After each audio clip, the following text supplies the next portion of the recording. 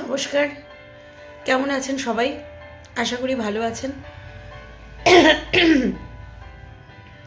ঠান্ডা লেগেছে একটু, যেহেতু শীতটা আবার জাঁকিয়ে পড়ছে।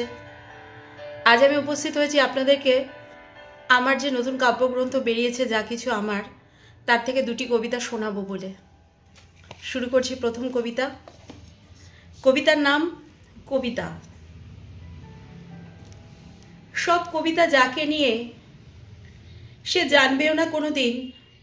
সব কথা যাকে বলা, সে শুনবেও না কোনো দিন। যেদিন আর সমুদ্র কথার ঢেউয়ে হৃদয় তোলবার, সেদিন সে তাকিয়েই দেখেনি। আমি ফিরেছি নীরবে নিজের কাছে। তার সব কিছু বড় যত্ন করে রেখেছি গচ্ছিত নিজের কাছেই। সব আঘাত, সব অবহেলা, সব তাচ্ছিল্য যত্ন করে জড়িয়েছি গায়ে ওড়না করে। ভালোবাসা সে দেয়নি কখনো, ঘৃণা আমিও নিইনি। নিরুচ্চারে নিজেকে বলেছি ভালোবাসি না বলেও তাকে ভালোবেসে সৃষ্টি করে যাব হাজারো কথামালা।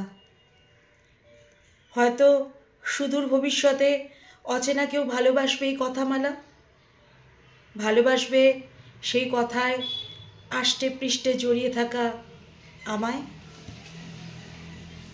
এবার চলে যাচ্ছি দ্বিতীয় কবিতায়।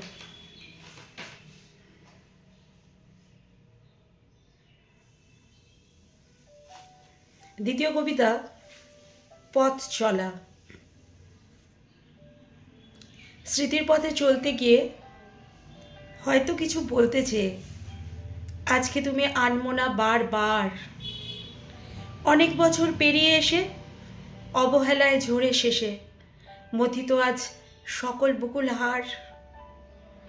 বসন্ত যে গেছে ফিরে অনাদরে সরে সরে, ভাবের ঘরে সবে যে নিঃসার।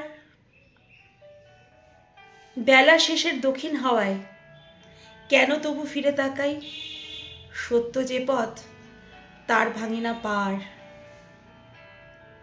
কেমন লাগলো আমার কবিতা জানাবেন।